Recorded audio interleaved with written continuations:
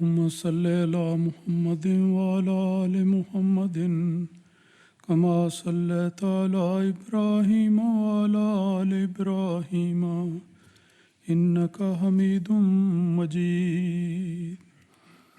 اللهم بارك على محمد وعلى آل محمد كما باركت على إبراهيم وعلى آل إبراهيم إنك حميد مجید.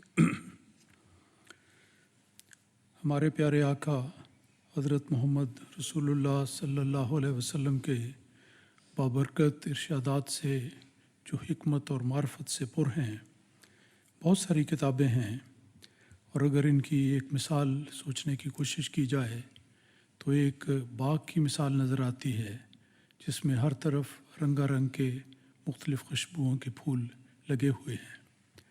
اور یہ ارشادات ایسے ہیں کہ ہمارے لیے نہ صرف سننے اور پڑھنے کے لیے خوبصورت ہیں بلکہ ہمیشہ ہماری ساری زندگی کے لیے ان میں ہدایت کا سامان موجود ہے. اس پہلو سے غور کرتے ہوئے آج کے درس حدیث میں رسول پاک صلی اللہ علیہ وسلم کے مختلف موضوعات کے بارے میں چند ارشادات کا ایک چھوٹا سا گلدستہ پیش کیا جائے گا. پہلی حدیث حضرت فاطمہ الزہرا رضی اللہ تعالی عنہا کی بیان کردہ ہے، جو مسند احمد بن حنبل سے لی گئی ہے. اس میں وہ فرماتی ہیں کہ قالت کان رسول اللہ صلی اللہ علیہ وسلم اذا دخل المسجد قال بسم اللہ والسلام علی رسول اللہ اللہم اغفر لی ذنوبی وافتح لی ابواب رحمتک واذا خرج قال بسم اللہ والسلام علی رسول اللہ اللہم اغفر لی ذنوبی وافتح لی ابواب فضلک. اس حدیث کا ترجمہ یہ ہے کہ حضرت فاطمہ الزہرا رضی اللہ تعالیٰ عنہ بیان کرتی ہیں کہ رسول پاک صلی اللہ علیہ وسلم جب مسجد میں داخل ہونے لگتے تو اس وقت یہ دعا پڑھا کرتے تھے جس کا ترجمہ ہے: اللہ تعالیٰ کے نام کے ساتھ اللہ کے رسول پر سلامتی ہو، اے میرے اللہ میرے گناہ بخش اور اپنی رحمت کے دروازے میرے لیے کھول دے. اور جب آپ صلی اللہ علیہ وسلم مسجد سے نکلنے لگتے تو یہ دعا مانگا کرتے تھے کہ اللہ تعالیٰ کے نام کے ساتھ اللہ تعالیٰ کے رسول پر سلامتی ہو، اے میرے اللہ میرے گناہ بخش اور میرے لیے اپنے فضل کے دروازے کھول دے. ہماری مساجد کے دروازوں پر عام طور پر یہ دعا لکھی ہوتی ہے. دوستوں کو یہ دعائیں یاد کر لینی چاہیے اور مسجد میں آتے ہوئے اور جاتے ہوئے ان کو پڑھنے کا التزام کرنا چاہیے. ایک بابرکت جگہ میں جس کو صحیح طور پر اللہ تعالیٰ کا گھر کہا جاتا ہے، جب انسان داخل ہو تو جس طرح اپنے گھر میں جاتے ہوئے ایک سلامتی کا تحفہ السلام علیکم کی خدمت کی صورت میں پیش کرتے ہیں، اسی طرح اس اللہ کے گھر میں اور ہر اللہ تعالیٰ کے گھر میں داخل ہوتے وقت دعائیں پڑھنی چاہیے. اور اس کی مثال اس حدیث میں ملتی ہے. رسول پاک صلی اللہ علیہ وسلم ہمیشہ اس بات کا اہتمام کرتے تھے، ہمیں بھی اس بات کا خیال رکھنا چاہیے.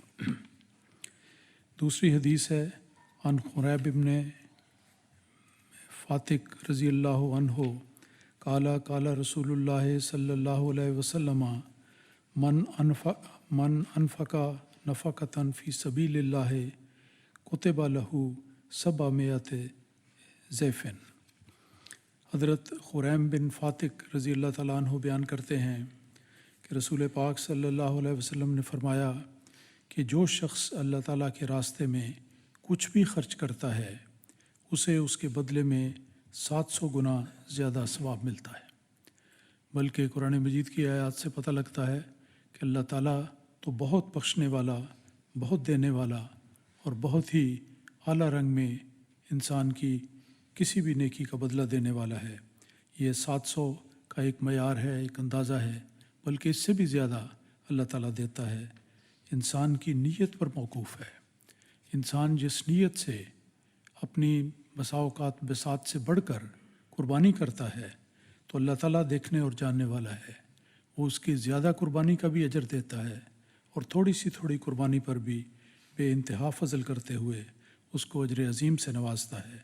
تو یہ بات یاد رکھنی چاہیے کہ جب انسان کی نیت سچی ہو اور خالص ہو اور کوئی دکھاوا اور کوئی تصنع اور کوئی بناوٹ اس میں نہ ہو، محض اور محض اللہ تعالیٰ کی رضا کی خاطر انسان کوئی قربانی کرے، چھوٹی کرے، بڑی کرے، ظاہر کرے، مخفی کرے، اللہ تعالیٰ ہر چیز کو جانتا ہے، وہی قدردان ہے۔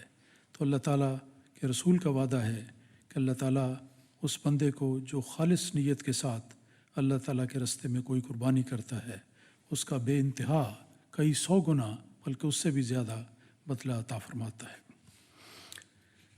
اگلی حدیث ہے ان انس رضی اللہ عنہ قال کان ابو طلحہ رضی اللہ عنہ اکثر الانصار بالمدینۃ مالا من نخل۔ میں اس حدیث کا لمبی حدیث ہے، میں اس وقت صرف اس کا ترجمہ پڑھ دیتا ہوں۔ یہ بخاری کتاب التفسیر سے حدیث لی گئی ہے، بڑا اس میں پیارا واقعہ ہے۔ حضرت انس رضی اللہ تعالیٰ عنہ بیان کرتے ہیں کہ حضرت ابو طلحہ رضی اللہ تعالیٰ عنہ انصاری مدینہ کے انصار میں بڑے مالدار تھے۔ ان کے کھجوروں کے باغات تھے، جن میں سے سب سے زیادہ عمدہ باغ بیرہا نامی تھا، جو حضرت طلحہ کو بہت پسند تھا اور مسجد نبوی کے بالکل سامنے قریب ہی تھا۔ رسول پاک صلی اللہ علیہ وسلم بھی بالعموم اس باغ میں جاتے تھے اور اس کا میٹھا اور عمدہ پانی پیتے تھے۔ عرب کے لحاظ سے، گرم موسم کے لحاظ سے کسی کو گرمی کے موسم میں میٹھا اور عمدہ صاف پانی نصیب ہو جائے اور کھجور کا پھل کھانے کو ملے تو یہ بہت بڑی نعمت ہوتی ہے۔ تو رسول اکرم صلی اللہ علیہ وسلم بھی اللہ تعالیٰ کا شکر ادا کرتے، ان نعمتوں سے فائدہ اٹھاتے اور وہاں پر تشریف لے جاتے تھے۔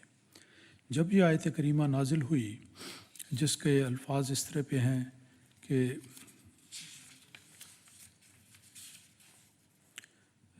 لن تنالوا البر حتی تنفقوا مما تحبون، کہ تم حقیقی نیکی کبھی حاصل نہیں کر سکتے جب تک تم وہ چیز قربان نہ کرو جو تمہیں سب سے زیادہ محبوب ہے۔ تو جب یہ آیت نازل ہوئی کہ جب تم اپنے پسندیدہ مال میں سے خرچ نہیں کرتے، نیکی کو تم نہیں پا سکتے، نیکی کا صحیح مضمون صادر نہیں ہوگا۔ تو اس پر حضرت طلحہ رضی اللہ تعالیٰ عنہ حضرت صلی اللہ علیہ وسلم کی خدمت میں حاضر ہوئے۔ صحابہ کو نیکی کے ہر موقعوں کی تلاش رہتی تھی کہ کبھی کو موقع ملے تو ہم نیکی بجا لائیں۔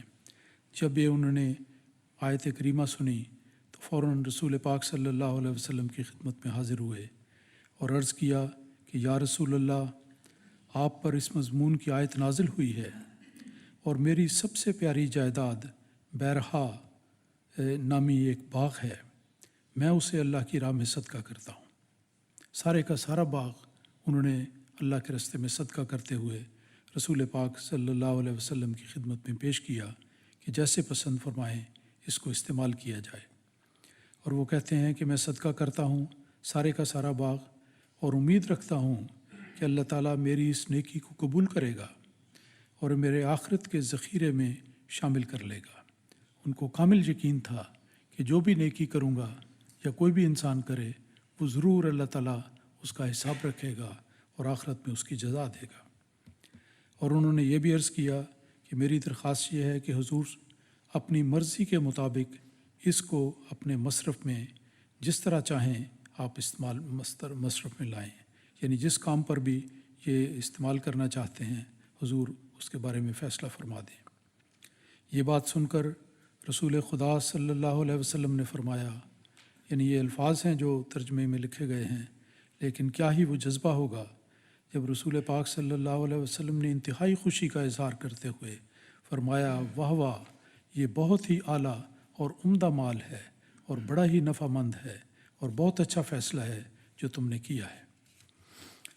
تو اس کے بعد آپ نے فرمایا کہ جو تو نے کہا ہے کہ اس کو کیسے خرچ کیا جائے اور تمہاری ساری بات بھی میں نے سن لی ہے، میری رائے یہ ہے، رسول پاک صلی اللہ علیہ وسلم نے فرمایا کہ تم یہ باغ اپنے رشتہ داروں کو دے دو یہ بھی اب ایک ہمارے لیے بڑا سبق کا موقع ہے کہ جب مثلاً بعض لوگ کوئی نیکی کرتے ہیں، کوئی اپنی جائیداد، کوئی رقم یا کوئی زیور، کوئی چیز، اور حضور کی خدمت میں یہاں پیش کرتے ہیں، حضور ید اللہ تعالیٰ بن نسل عزیز کی خدمت میں، تو ساتھ ہی اپنی کسی خواہش کا بھی اظہار کرتے ہیں کہ یہ ایسے کیا جائے۔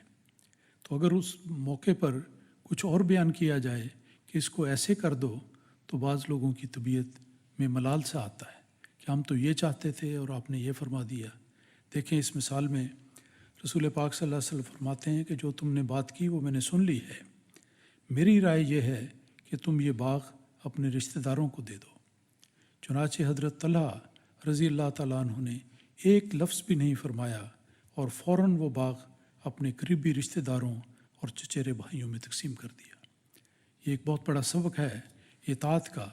اور جب رسول پاک صلی اللہ علیہ وسلم کوئی فیصلہ کرتے، کوئی ارشاد فرماتے، حتیٰ کہ کوئی اشارہ بھی فرماتے، تو ایسے جانثار صحابہ اللہ تعالیٰ نے آپ کو عطا کیے تھے کہ فوری طور پر اسی کے مطابق عمل کرتے، اور ساری بھلائیاں اسی اطاعت رسول اور اطاعت خلیفہ میں ہیں۔ عن ندیب ابن حاتب رضی اللہ عنہ ان رسول اللہ صلی اللہ علیہ وسلم قال اتقوا النار ولو بشق تمرۃ۔ یہ حدیث بڑی مختصر سی ہے، بڑی جامع ہے، بڑی زور دار ہے، اور بخاری شریف سے لی گئی ہے۔ حضرت عدی بن حاتم رضی اللہ تعالیٰ عنہ بیان کرتے ہیں کہ رسول پاک صلی اللہ علیہ وسلم نے فرمایا کہ اے مومنو، آگ سے بچو، آگ سے بچنے کی کوشش کرو، خواہ آدھی کھجور دے کر ہی کیوں نہ ہو۔ یہ ایک کھجور ہی چھوٹی سی ہوتی ہے، اس کا بھی اگر آدھا کر دیا جائے تو بڑی چھوٹی سی چیز بنتی ہے، لیکن جہاں تک اللہ تعالیٰ کے حضور میں اجر اور ثواب کا معاملہ ہے، اللہ تعالیٰ دینے والا ہے جس کے خزانوں میں کوئی کمی نہیں، تو ایک آدھی کھجور دے کر بھی بسا اوقات انسان کے سارے گناہ دھل جاتے ہیں اور وہ جنت کا حقدار بن جاتا ہے۔ تو یہ بہت ہی عظیم پیغام ہے۔ بات اصل میں یہ ہے کہ جس نیت کے ساتھ، جس عزم کے ساتھ، جس جذبہ قربانی کے ساتھ اور اطاعت کے ساتھ انسان کوئی بھی قربانی پیش کرتا ہے، بڑی ہو یا چھوٹی ہو، جزا دینے والا اللہ تعالیٰ ہے جس کے خزانوں کی کوئی انتہا نہیں۔ تو فرمایا آگ سے بچنا ہے تو تم کسی چھوٹی یا بڑی قربانی سے کبھی گریز نہ کرو۔ چھوٹی قربانی بھی اللہ تعالیٰ کی طرف سے بہت بڑا اجر لے کر آنے والی ہوتی ہے۔ تو آپ نے فرمایا مومنوں کو نصیحت کرتے ہوئے کہ آگ سے بچو، خواہ آدھی کھجور دے کر ہی کیوں نہ ہو۔ تو یہ بہت سارے ارشادات ہیں، چند ایک میں نے آج پیش کیے ہیں۔ یہ ارشادات ایسے ہیں جو ہمارے ایمانوں کو تازہ کرتے ہیں اور ہمارے لیے نیکیوں کے دروازوں کو کھولتے ہیں۔ ان ارشادات کو توجہ سے سننا، پڑھنا، یاد رکھنا اور ان پر عمل کرنا، یہ ہمارے لیے نجات اور بھلائی کا موجب ہیں۔ اللہ تعالیٰ ہمیں اس کی توفیق دیتا چلا جائے، آمین۔